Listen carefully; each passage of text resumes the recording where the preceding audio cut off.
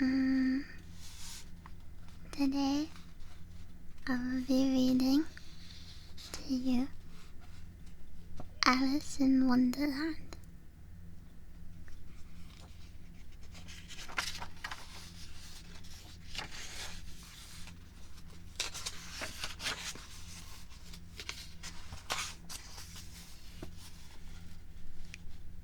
All in the golden afternoon, for leisurely we glide, for both our oars with little skill, by little arms applied, while little hands make vague pretense, our wanderings to guide. Ah, cruel free, in such an hour, beneath such dreamy weather, to beg a tale of breath too weak to stir the tiniest feather. Yet what can one poor voice avail against 3 tongues together? Imperious Prima flashes forth her edict to begin it.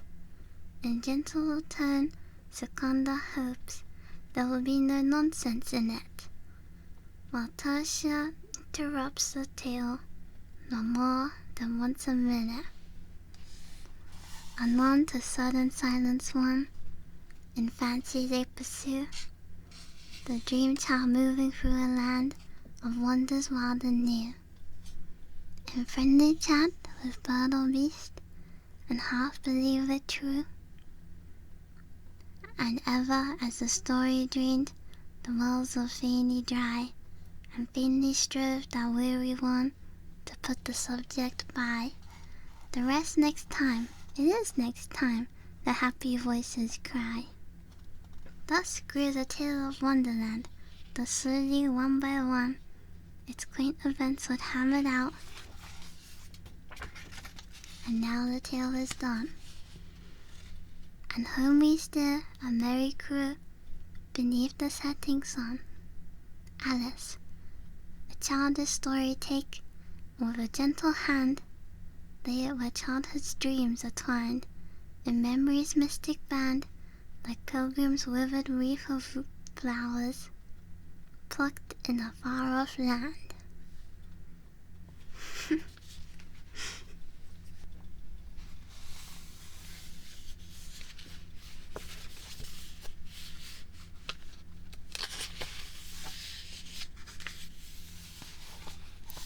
Chapter 1. Down the Rabbit Hole. Alice was beginning to get very tired of sitting by her sister on the bank, and having nothing to do. Once or twice she had peeped into the book her sister was reading, but it had no pictures or conversations in it. And what is the use of a book, thought Alice, without pictures or conversations? So she was considering in her own mind, as well as she could, for the hot day made her very sleepy and stupid, whether the pleasure of making a daisy chain would be worth the trouble of getting up and picking the daisies, when suddenly a white rabbit with pink eyes ran close by her. There was nothing so very remarkable in that, nor did Alice think it was so very much out of the way to hear the rabbit say to itself, oh dear, I shall be late." When she thought it over afterwards, it occurred to her that she ought to have wondered at this, but at the time it all seemed quite natural. But when the rabbit actually took a watch out of its waistcoat pocket and looked in it, and then hurried on, Alice started to her feet, for it flashed across her mind that she had never seen before a rabbit with either a waistcoat pocket or a watch to take out of it, and burning with curiosity,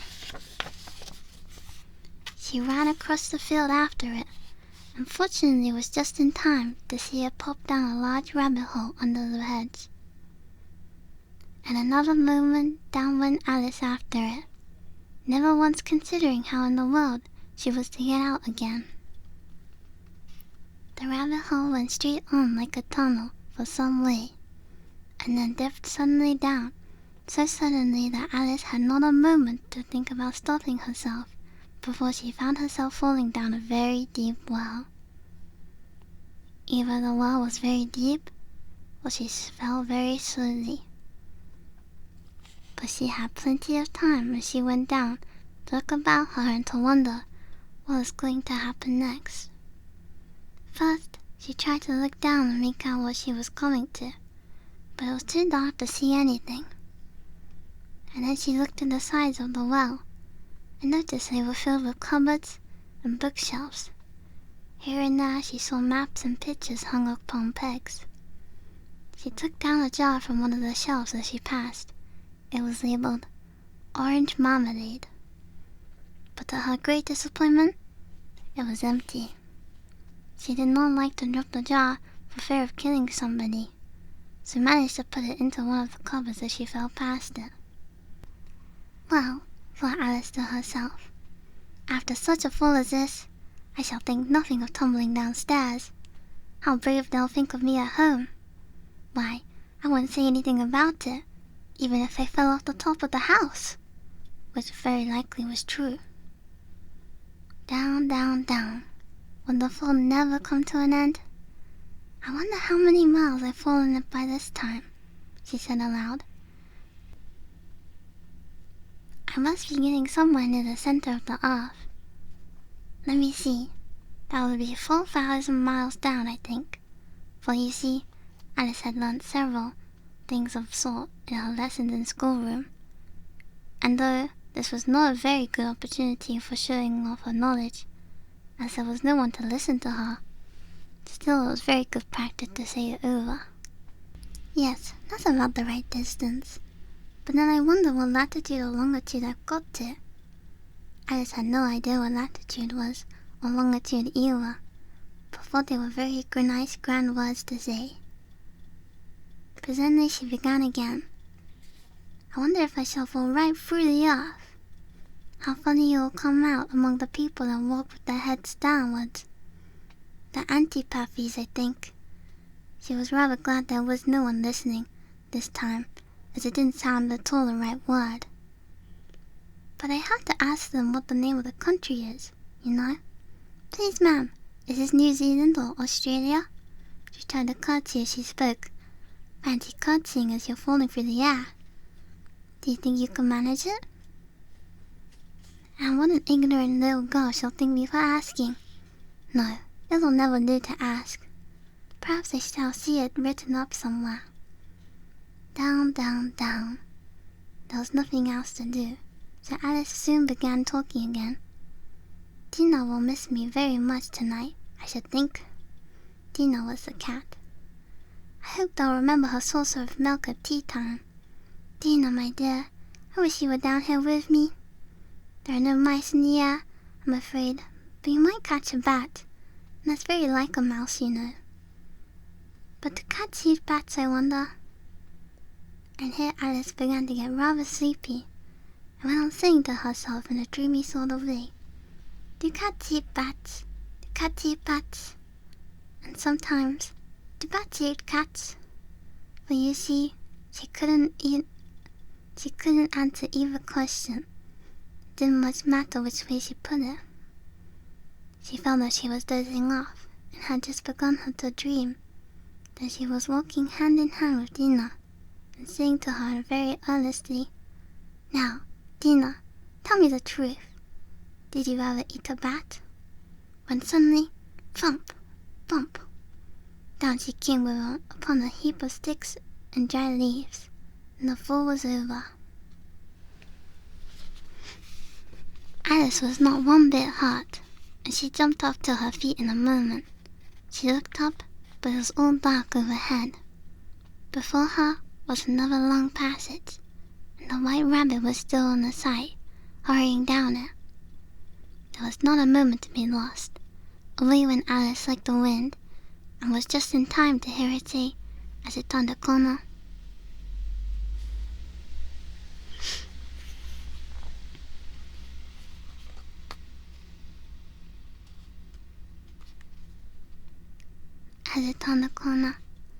Oh, my ears and whiskers, how late it's getting. She was close behind it when it turned the corner, but the rabbit was no longer to be seen. She found herself in a long, low hall, which was lit up by a row of lamps hanging from the roof. There were doors all around the hall, but they were all locked, and when Alice had been all the way down one side and up the other, trying every door, she walked sadly down the middle, wondering how she was ever to get out again. Suddenly, she came upon a little three-legged table, all made of solid glass. There was nothing on it except a tiny golden key, and Alice's first thought was that it might belong to one of the doors of the hall. But alas, either the locks were too large, or the key was too small. But at any rate, it would not open any of them. However, on the second time round, she came upon a low curtain she had not noticed before, and behind it was a little door about 15 inches high. She tried the little golden key in the lock, and to her great delight, it fitted.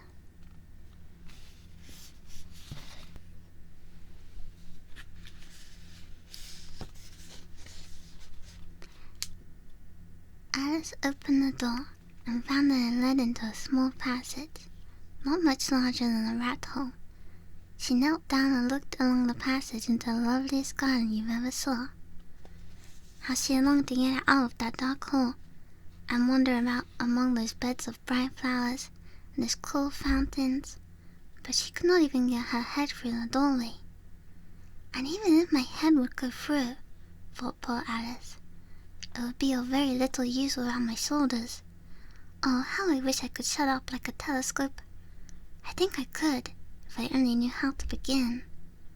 But you see, so many out-of-the-way things had happened lately that Alice had begun to think there were very few things indeed that were really impossible.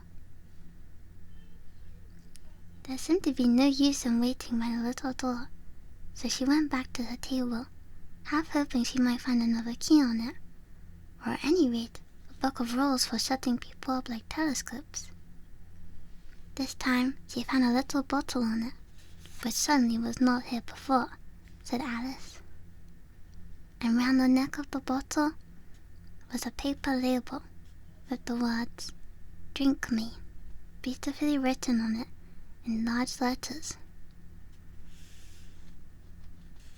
It was all very well to say, "Drink me," but the wise little Alice was not going to do that in a hurry. "No, I'll look first," she said, "and see whether it's marked poison or not," for she had read several nice little histories about children who had got burnt, eaten up by wild beasts, and other unpleasant things, all because they would not remember the simple rules their friends had taught them, such as that the red-hot poker will burn you if you hold it too long, and that if you cut your finger very deeply with a knife, it usually bleeds. And she had never forgotten that if you drink much from a bottle marked poison, it's almost certain to disagree with you, sooner or later.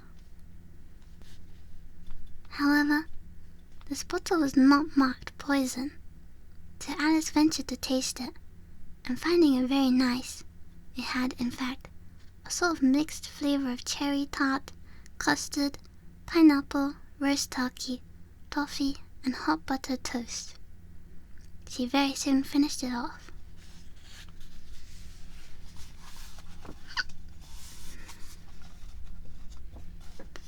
"What a curious feeling," said Alice.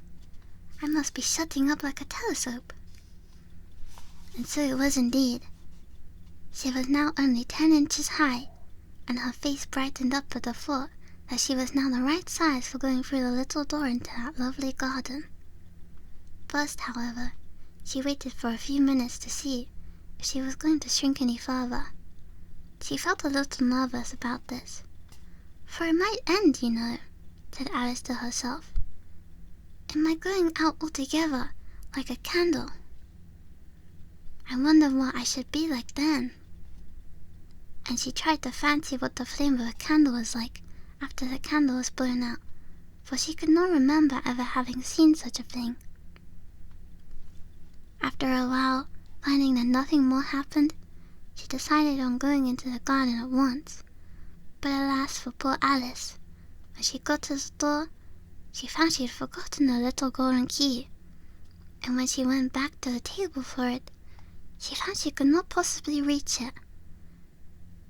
She could see it quite plainly through the glass, and she tried her best to climb up one of the legs of the table, but it was too slippery. And when she had tired herself out with trying, the poor little thing sat down and cried. "Come, there's no use in crying like that," said Alice to herself, rather sharply. "I advise you to leave off this minute." She generally gave herself very good advice, though she very seldom followed it.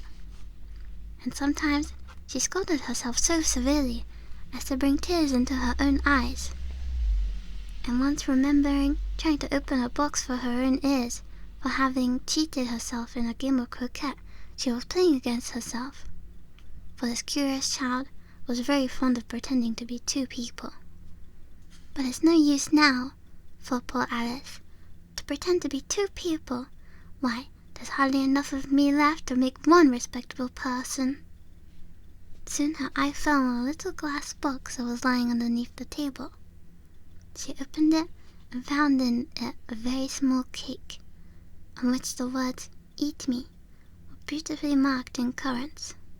"Well, I'll eat it," said Alice. "If it makes me grow larger, I can reach the key, and if it makes me grow smaller, I can creep under the door. So either way, I'll get into the garden, and I don't care which happens."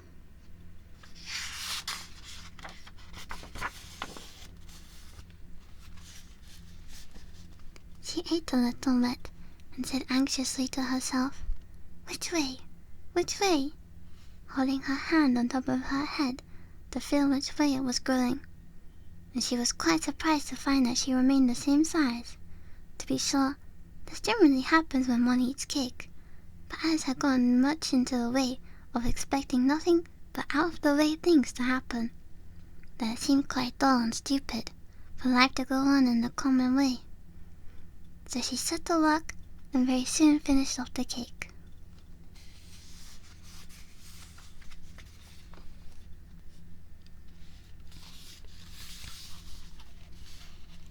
Chapter 2. The Pool of Tears. Curiouser, cried Alice. She was so much surprised that for the moment she quite forgot how to speak good English. "Now I'm opening out like the largest telescope that ever was. Goodbye, feet." For when she looked down at her feet, they seemed to be almost out of sight. They were getting so far off. "Oh, my poor little feet. I wonder who will put on your shoes and stockings for you now, dears."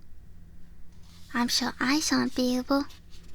I shall be a great deal too far off to trouble myself about you. You must manage the best way you can.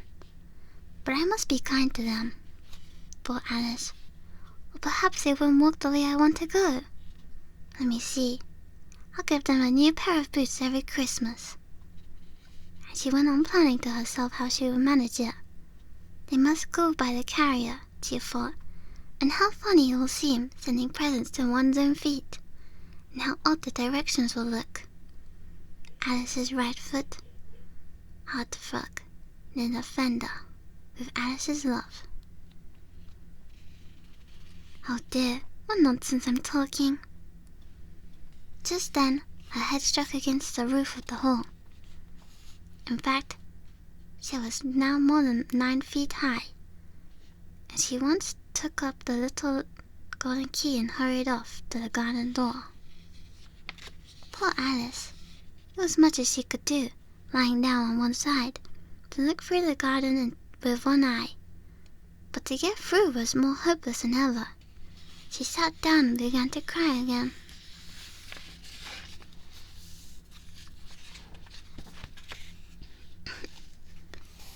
"You ought to be ashamed of yourself," said Alice. "A great girl like you," she might as well say this, "to go on crying this way. Stop this moment, I tell you." But she went on all the same, shedding gallons of tears, until there was a large pool all around her, about 4 inches deep, and reaching half down the hall. After a time, she heard a little pattering of feet in the distance, She hastily dried her eyes to see what was coming. It was the White Rabbit returning, splendidly dressed, with a pair of white kid gloves in one hand and a large fan in the other. He came trotting along in a great hurry, muttering to himself as he came, "Oh, the Duchess, the Duchess! Oh, won't she be savage if I kept her waiting?" Alice felt so desperate that she was ready to ask of help of anyone. So, when the rabbit came near her, she began in a low, timid voice, "If you please, sir." The rabbit started violently, dropped the white kid gloves and the fan, and scurried away into the darkness as hard as he could go. Alice took up the fan and gloves, and, as the hall was very hot, she kept fanning herself all the time as she went on talking. "Dear, dear, how queer everything is today. And yesterday things went on just as usual. I wonder if I've been changed in the night. Let me think. Was I the same when I got up this morning? I almost think I can remember feeling a little different. But if I'm not the same, the next question is, who in the world am I? Ah, that's a great puzzle." She began thinking over all the children that she knew that were the same age as herself, to see if she could be changed to any of them. "I'm sure I'm not Ada," she said, "for her hair goes in such long ringlets, and mine doesn't go in ringlets at all. I'm sure I can't be Mabel, for I know all sorts of things, and she knows such a very little. Besides, she's she and I'm I. And, oh dear, how puzzling it all is. I'll try if I know all the things I used to know. Let me see. 4 times 5 is 12. And 4 times 6 is 13. And 4 times 7 is... Oh dear, I shall never get to 20 at this rate. However, the multiplication table doesn't signify. Let's try geography. London is the capital of Paris, and Paris is the capital of Rome, and Rome... No, that's all wrong, I'm certain. It must have been changed from Mabel. I'll try and say, how doth the little... And she crossed her hands on her lap, as if she was saying lessons and began to repeat it. But her voice sounded hoarse and strange, and the words did not come the way they used to. How doth the little crocodile improve his shining tail, and pour the waters of the Nile on every golden scale? How cheerfully he seems to grin, how neatly spread his claws, and welcome little fishes in with gently smiling jaws. I'm sure those are not the right words, said poor Alice, and her eyes filled with tears again as she went on. I must be Mabel after all, and I shall have to go on and live in that poky little house, and have next to no toys to play with, and, oh, there are so many lessons to learn. No, I've made up my mind about it. If I'm Mabel, I'll stay down here. There'll be no use in putting their heads down and saying, Come up, dear. I shall only look up and say, Who am I then? Tell me that first, and then, if I like being that person, I'll come up. If not, I'll stay down here until I'm someone else. But oh dear, cried Alice, with a sudden burst of tears, I do wish they would put their heads down. I'm so very tired of being all alone here. As she said this, she looked down at her hands, and was surprised to see that she had put on one of the rabbit's little white gloves while she was talking. How can I have done that? She thought. I must be growing small again. She got up and went to the table to measure herself by it, and found that, as nearly as she could guess, she was now about 2 feet high, and was going on shrinking rapidly. She soon found out that the cause of this was the fan she was holding. She dropped it hastily just in time to avoid shrinking away altogether.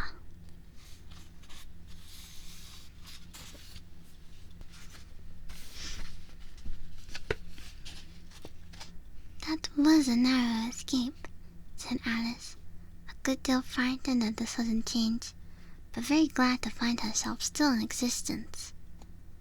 "And now for the garden," and she ran with all speed back to the little door. But alas, the little door was shut again, and the little golden key was lying on the glass table as before. "And things are worse than ever," thought the poor child, "for I was never so for I was never so small as this before. Never. And I declare it's too bad. That it is." As she said those words, her foot slipped, and in another moment, splash, she was up to her chin in salt water. Her first idea was that she had somehow fallen into the sea. "And in that case, I can go back by railway," she said to herself. Alice had been to the seaside once in her life, had come to the general conclusion that wherever you go on the English coast, you find a number of bathing machines in the sea, some children digging in the sand with wooden spades, and a row of lodging houses, and behind them a railway station. However, she soon made out that she was in a pool of tears that she had wept when she was 9 feet high. "I wish I hadn't cried so much," said Alice, as she swam about, trying to find her way out. "I shall be punished for it now, I suppose, by being drowned in my own tears. That will be a queer thing, to be sure. However, everything is queer today." But then she heard something splashing about in the pool a little way off, and she swam nearer to make out what it was. At first, she thought it must be a walrus or a hippopotamus, but then she remembered how small she was now, and she soon made it out that it was only a mouse that had slipped in like herself. Would it be of any use now, thought Alice, to speak to this mouse? Everything is so out of the way down here that I should think very likely it can talk. At any rate, there's no harm in trying. So she began. "Oh, mouse, do you know the way out this pool? I'm very tired of swimming about here, oh mouse." Alice thought this must be the right way of speaking to a mouse. She had never done such a thing before, but she remembered having seen in her brother's Latin grammar, "A mouse, of a mouse, to a mouse, a mouse, a mouse." The mouse looked at her rather inquisitively, and seemed to wink with one of its little eyes, but it said nothing. Perhaps it doesn't understand English," thought Alice. "I dare say it's a French mouse, come over with William the Conqueror." For with all her knowledge of history, Alice had no clear notion about how long anything had happened. So she began again. "Où est ma chatte?" which was the first sentence in her French lesson book. The mouse gave a sudden leap out of the water, and seemed to quiver all with affright. "Oh, I beg your pardon," cried Alice hastily, afraid she had hurt the poor animal's feelings. "I quite forgot you didn't like cats." "Not like cats," cried the mouse in a shrill, passionate voice. "Would you like cats if you were me?" "Well, perhaps not," said Alice in a soothing tone. "Don't be angry about it. And yet, I wish I could show you our cat Dina. I think you'd take a fancy to cats, if you could only see her. She is such a dear quiet thing," Alice went on half to herself, as she swam lazily about in the pool. "And she sits purring so nicely by the fire, licking her paws and washing her face. She is such a nice soft thing to nurse, and she's such a capital one for catching mice." "Oh, I beg your pardon," cried Alice again, for the time the mouse was bristling all over. She felt certain it must be really offended. "We won't talk about her any more if you'd rather not." "We indeed," cried the mouse, who was trembling down to the end of his tail. "As if I would talk on such a subject. Our family always hated cats. Nasty, low, vulgar things. Don't let me hear the name again." "I won't indeed," said Alice, in a great hurry to change the subject of conversation. Are you fond of dogs?" The mouse did not answer, so Alice went on eagerly. "There's such a nice little dog near our house I should like to show you. A little bright-eyed terrier, you know, and with such long curly brown hair. And it'll fetch things when you throw them. It'll sit up and beg for its dinner, and all sorts of things. I can't remember half of them. And it belongs to a farmer, you know, and he says it's so useful it's worth £100. He says it kills all the rats and—" "Oh dear," cried Alice in a sorrowful tone, "I'm afraid I've offended it again." For the mouse was swimming away from her as hard as it could go, and making quite a commotion in the pool as it went. So she called softly after it, "Mouse dear, do come back again, and we won't talk about cats or dogs either, if you don't like them." When the mouse heard this, it turned round and swam slowly back to her. Its face was quite pale, with passion, Alice thought, and it said in a low trembling voice, "Let us get to the shore, and then I'll tell you my history, and you'll understand why it is I hate cats and dogs." It was high time to go, for the pool was getting quite crowded with the birds and the animals that had fallen into it. There were a duck and a dodo, a lory and an eaglet, and several other curious creatures. Alice led the way, and the whole party swam to the shore.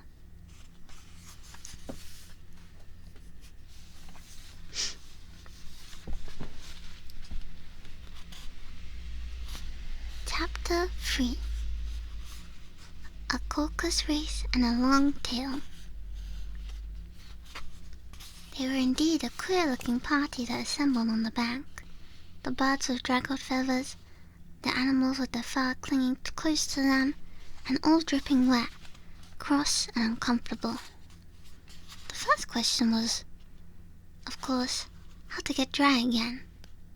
They had a consultation about this, and after a few minutes it seemed quite natural to Alice to find herself talking familiarly with them, as if she had known them all her life. Indeed, she had quite a long conversation with the lory, who at last turned sulky and would only say, "I am older than you, and you must know better."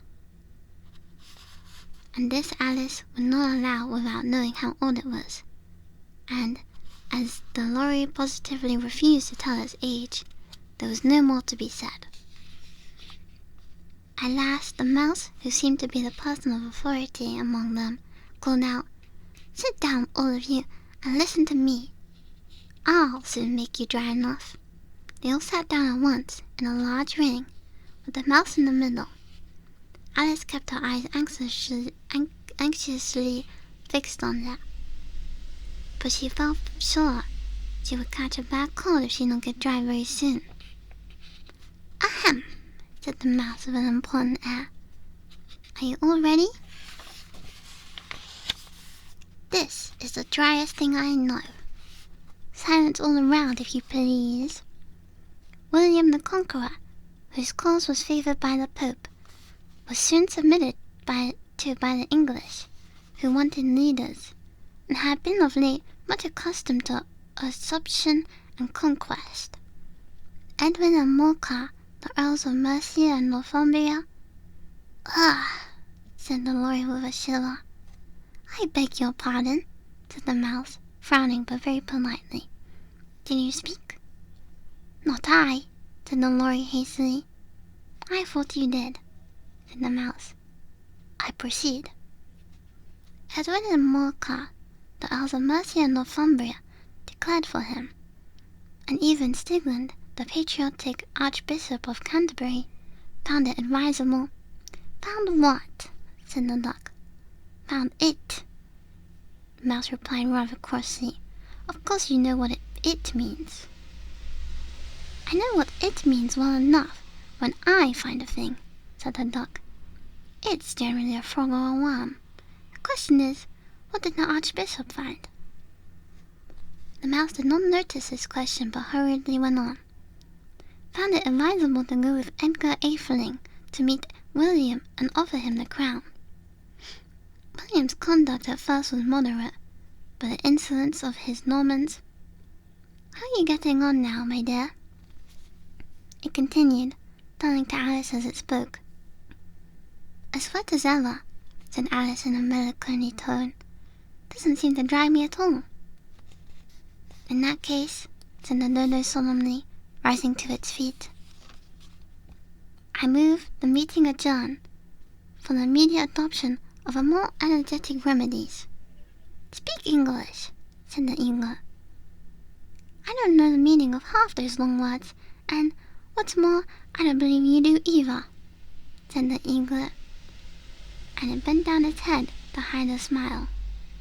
Some of the other birds tittered audibly. "What I was going to say," said the Dodo in an offended tone, "was that the best thing to get us dry would be a caucus race." "What is a caucus race?" said Alice, not that she wanted to know, much to know. But the Dodo had paused as if it thought that somebody ought to speak, and no one else seemed inclined to say anything. "Why," said the Dodo, "the best way to explain it is to do it. And as you might like to try the thing yourself some winter day, I will tell you how the Dodo managed it." First, it marked out a race course in a sort of circle. "The exact shape doesn't matter," it said. And then all the party were placed along the course, here and there. There were no 1, 2, 3 and away, but they began running when they liked, and left off when they liked, so that it was not easy to know when the race was over. However, when they had been running half an hour or so, they were quite dry again. The Dodo suddenly called out, "The race is over," and they all crowded around it, panting and asking, "But who has won?" This question the Dodo could not answer without a great deal of thought, and it sat for a long time with one finger pressed upon its forehead, the position in which you usually see Shakespeare in the pictures of him, while the rest waited in silence. At last the Dodo said, "Everybody has won, and all must have prizes." "But who is to keep the prizes?" quite a chorus of voices asked. "Why, she, of course," said the Dodo, pointing to Alice with one finger. And the whole party at once crowded around her, calling out in a confused way, "Prizes! Prizes!" Alice had no idea what to do, and in despair she put her hand in her pocket and pulled out a box of comfits. Luckily, the salt water had not gone into it, and handed them round as prizes. There was exactly one apiece all round. "But she must have a prize herself, you know," said the Mouse. "Of course," the Dodo replied very gravely. "What else have you got in your pocket?" he went on, turning to Alice. "Only a thimble," said Alice sadly.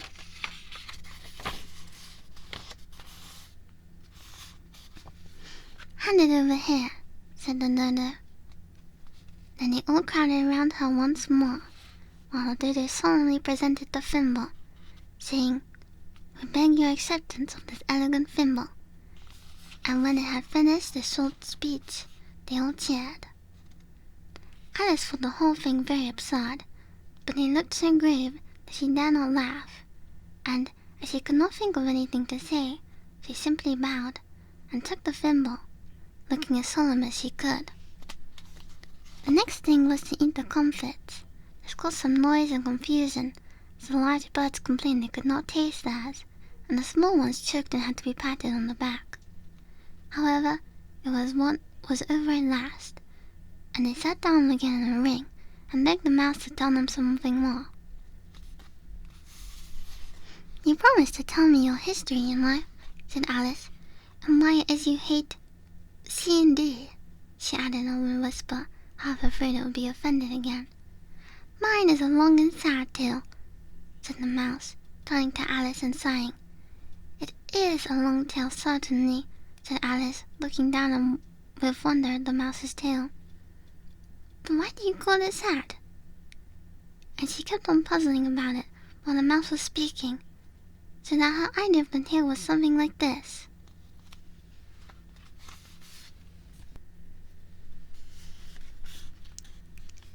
fairy said to a mouse that he met in the house, "Let us both go to law. I will prosecute you. Come, I'll take no denial. We must have a trial. For really this morning I've nothing to do," said the mouse to the car. "Such a trial, dear sir, with no jury or judge, would be wasting our breath." "I'll be judge, I'll be jury," said cunning Lord Fury. "I'll try the whole cause and condemn you to death."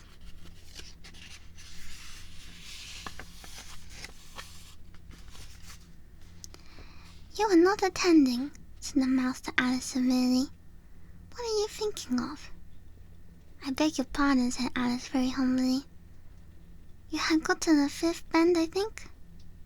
"I had not," cried the mouse sharply and very angrily. "Not," said Alice, always ready to make herself useful and looking anxiously about her. "Oh, do let me help undo it." "I shall do nothing of the sort," said the mouse, getting up and walking away. "You insult me by talking such nonsense." "I didn't mean it," pleaded poor Alice. "But you're so easily offended, you know." The mouse only growled in reply. "Please come back and finish your story," Alice called after it. And the others all joined in chorus. "Yes, please do." But the mouse only shook its head impatiently and walked a little quicker. "What a pity it wouldn't stay," sighed the Lorry, as soon as it was quite out of sight, and an old crab took the opportunity of saying to her daughter, "Ah, my dear, let this be a lesson to you to never lose your temper." "Hold your tongue, Ma," said the young crab, a little snappishly. "You're enough to try the patience of an oyster." "I wish I had our dinner here. I know I do," said Alice aloud, addressing nobody in particular. "She'd soon fetch it back." "And who is Dina, if I might venture to ask a question?" said the Lorry. Alice replied eagerly, for she was always ready to talk about her pet. "Dina's our cat, and she's such a capital one for catching mice, you can't think. Oh, and I wish you could see her after the birds. Why, she'll eat a little bird as soon as I look at it." This speech caused a remarkable sensation among the party. Some of the birds hurried off at once. One old magpie began wrapping itself up very carefully, remarking, "I really must be getting home. The night air doesn't suit my throat." And a canary called out in a trembling voice to its children, "Come away, my dears. It's high time you were all in bed." On various pretexts they all moved off, and Alice was soon left alone. "I wish I hadn't mentioned Dina," she said to herself in a melancholy tone. "Nobody seems to like her down here. I'm sure she's the best cat in the world. Oh, my dear Dina, wonder if I shall ever see you any more." And here poor Alice began to cry again, for she felt very lonely and low-spirited. In a little while, however, she again heard a little pattering of footsteps in the distance, and she looked up eagerly, half hoping the mouse had changed his mind and was coming back to finish his story.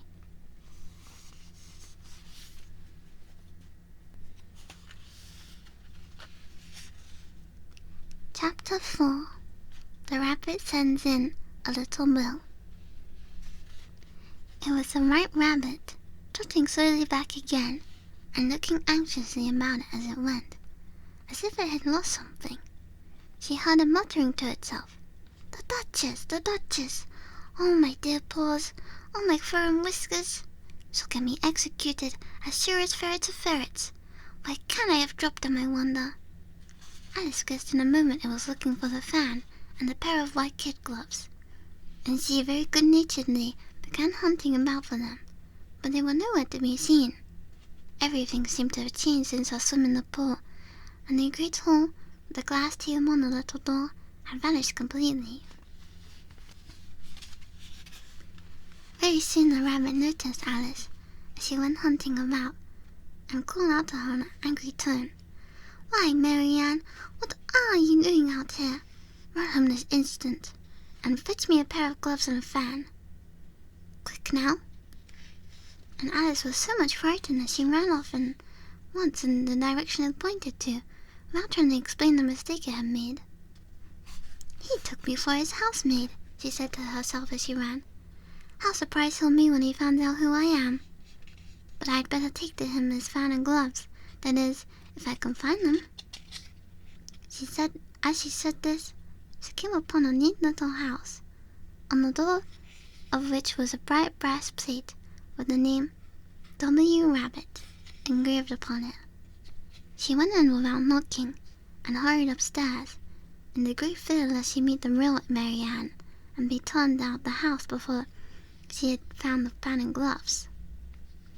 "How queer it seems," Alice said to herself, "to be going messages for a rabbit. I suppose Dina will be sending me on messages next." And she began fancying the sort of thing that would happen. "Miss Alice, come here directly and get ready for your walk."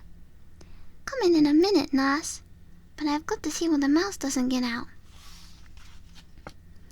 "Only I don't think," Alice went on, "that they'll let Dina stop in the house if it began ordering people about like that." By this time she had found her way into a tiny little room, with a table in the window, and on it, as she had hoped, a fan and 2 or 3 pairs of tiny white kid gloves. She took up the fan and a pair of the gloves, and was just going to leave the room, when her eye fell upon the little bottle that stood in a looking-glass. There was no label this time with the words, "Drink me," but nevertheless she uncorked it and put it to her lips. "I know something interesting is sure to happen," she said to herself, "whenever I eat or drink anything, so I'll just see what this bottle does. I do hope it'll make me grow large again, for really I'm quite tired of being such a tiny little thing." It did so indeed, and much sooner than she had expected. Before she had drunk half the bottle, she found her head pressing against the ceiling, and had to stoop to save her neck from being broken. She hastily put down the bottle, saying to herself, "That is quite enough. I do hope I shan't grow any more. As it is, I can't get out the door. I do wish I hadn't drunk quite so much." Alas, it was too late to wish that. She went on growing, and very soon had to kneel down on the floor. In another minute, there was not even room for this, and she tried the effect of lying down with the one elbow against the door, and the other arm curled around her head. Still, she went on growing, and, as a last resort, she put one arm out the window and one foot up the chimney, and said to herself, "Now I can do no more, whatever happens. What will become of me?"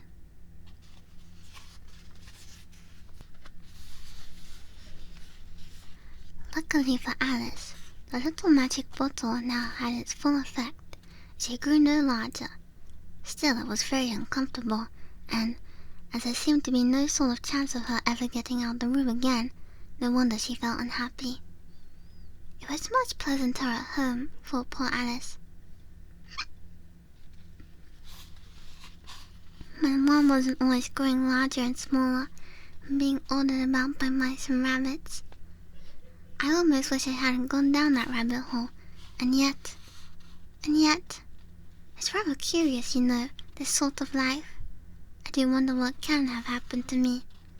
When I used to read fairy tales, I fancied that kind of thing never happened, and now here I am in the middle of one. There ought to be a book written about me, that there ought, and when I grow up, I'll write one. But I'm growing up now, she added in a sorrowful tone. At least there's no room to grow up any more here. But then, thought Alice, shall I never get any older than I am now? That'll be a comfort, won't it? Never to be an old woman, but then always have the lessons to learn. Oh, I shouldn't like that.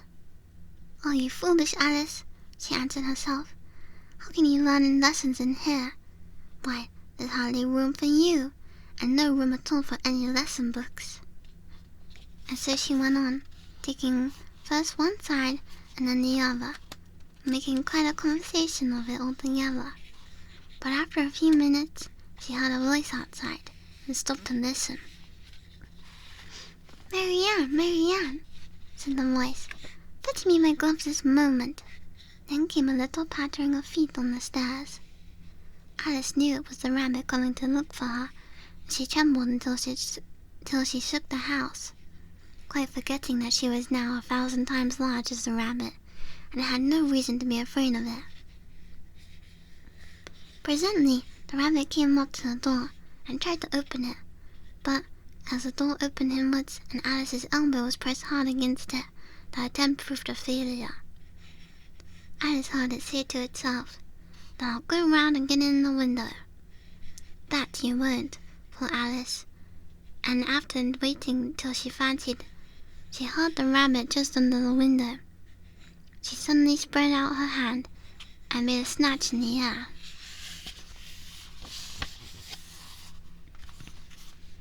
She did not get hold of anything, but she heard a little shriek and a fall, and a crash of broken glass, from which she concluded that it was just possible it had fallen into a cucumber frame or something of the sort.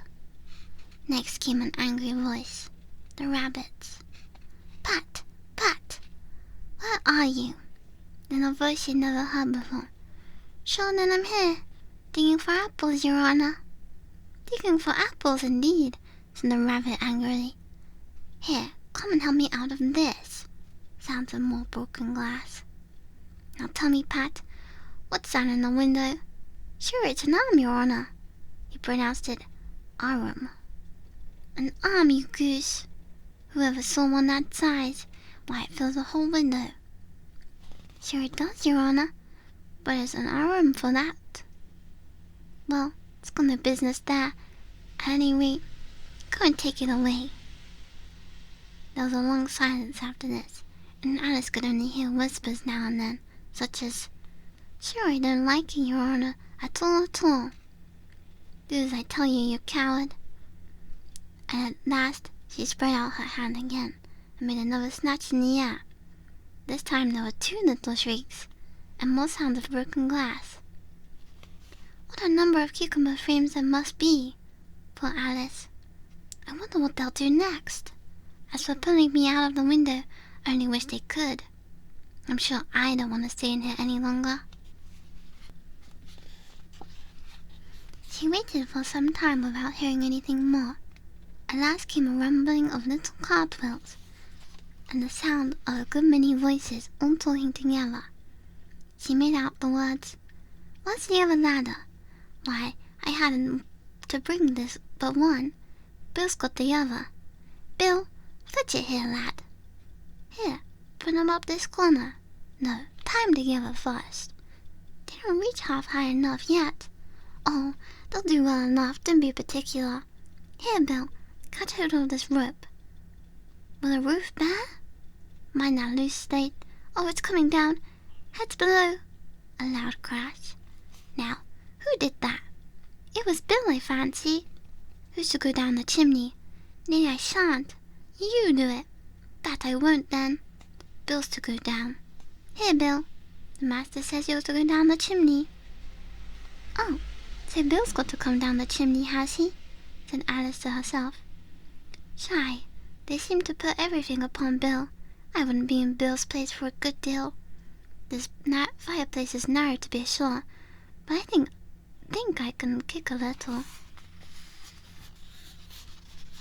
She drew her foot as far down the chimney as she could, and waited till she heard a little animal, she couldn't guess of what sort it was, scratching and scrambling about in the chimney close above her.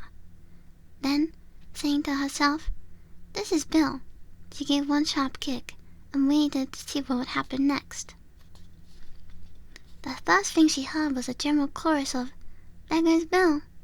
Then the rabbit's voice along, "Catch him, you by the hedge." Then silence, and then another confusion of voices. "Hold up his head. Brandy now. Don't choke him. How was it, old fellow? What happened to you? Tell us all about it." last came a little feeble, squeaking voice. "That's Bill," thought Alice. "Well, I hardly know. No more, thank you. I'm better now. But I'm a deal too flustered to tell you. All I know is something comes at me like a jack-in-the-box, and up I goes like a skyrocket." "So you did, old fellow," said the others. "We'll burn this house down," said the rabbit's voice, and Alice called out as loud as she could. "If you do, I'll set dinner at you." There was a dead silence instantly, and Alice thought to herself, "I wonder what they will do next. If they had any sense, they'd take the roof off." After a minute or two, they began moving about again, and Alice heard the rabbit say, "A barrowful will do, to begin with." "A barrowful of what?" thought Alice. But she had not long to doubt, for the next moment a shower of little pebbles came rattling in at the window, and then some of her hit them in her face. "I'll put a stop to this," she said to herself, and shouted out, "You better not do that again," which produced another dead silence. Alice noticed with some surprise that the pebbles were all turning into little cakes as they lay on the floor, and a bright idea came into her head. "If I eat one of these cakes," she thought, "it's sure to make some change in my size. And it can't possibly make me larger. It must make me smaller, I suppose."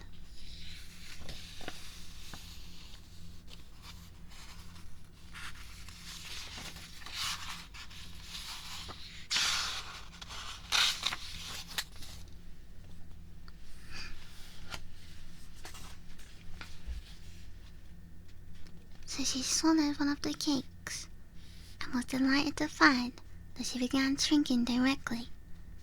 As soon as she was found small enough to get through the door, she ran up the house and found quite a crowd of little animals and birds waiting outside. The poor little lizard, Bill, was in the middle, being held up by 2 guinea pigs, who were giving it something out of a bottle. They all made a rush at Alice the moment she appeared, but she ran off as hard as she could and found herself safe in a thick wood.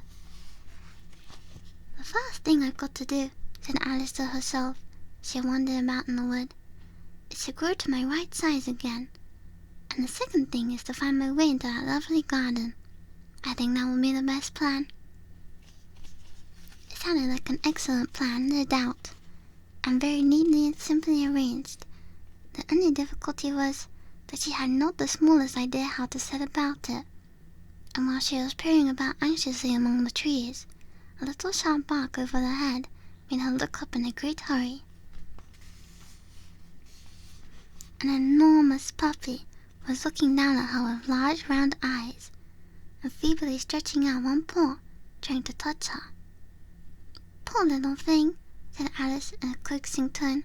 She tried hard to whistle to it, but she was terribly frightened all of the time at the thought that it might be hungry, in which case it would be very likely to eat her up in spite of all her coaxing. Hardly knowing what she did, she picked up a little bit of stick and held it out to the puppy, whereupon the puppy jumped into the air of all its feet at once, with a yelp of delight, and rushed at the stick and made believe to worry it. Then Alice dodged behind a great thistle to keep herself from being run over, and the moment she appeared on the other side, the puppy made another rush at the stick and tumbled head over heels in its hurry to get a hold of it.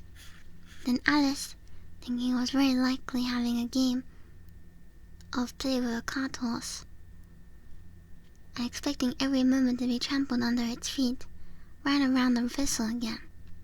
Then the puppy began a series of short charges at the stick, running a very little way forwards each time, and a long way back, and barking hoarsely all the while, till at last it sat down in a good way off, panting, with its tongue hanging out of its mouth, and its great eyes half shut. This seemed to Alice a good opportunity for making her escape, so she set off at once, and ran till she was quite tired and out of breath, until the puppy's bark sounded quite faint in the distance. "And yet what a dear little puppy it was," said Alice. She leaned against the buttercup to rest herself, and fanned herself with one of the leaves. I should have liked teaching it tricks very much if I'd only been the right size to do it. Oh dear, I'd nearly forgotten that I've got to grow up again. Let me see. How is it to be managed? I suppose to eat or drink something or other. But the great question is what? The great question certainly was, what? Alice looked around her at all of the flowers and the blades of grass, but she did not see anything that looked like the right thing to eat or drink under the circumstances. There was a large mushroom growing near her, about the same height as herself, and when she had looked under it, on both sides of it, and behind it, it occurred to her that she might as well look to see what was on top of it. She stretched herself up on tiptoe, and peeped over the edge of the mushroom, and her eyes immediately met those of a large caterpillar that was sitting on top with its arms folded, quietly smoking a long hookah and taking not the smallest notice of her or of anything else.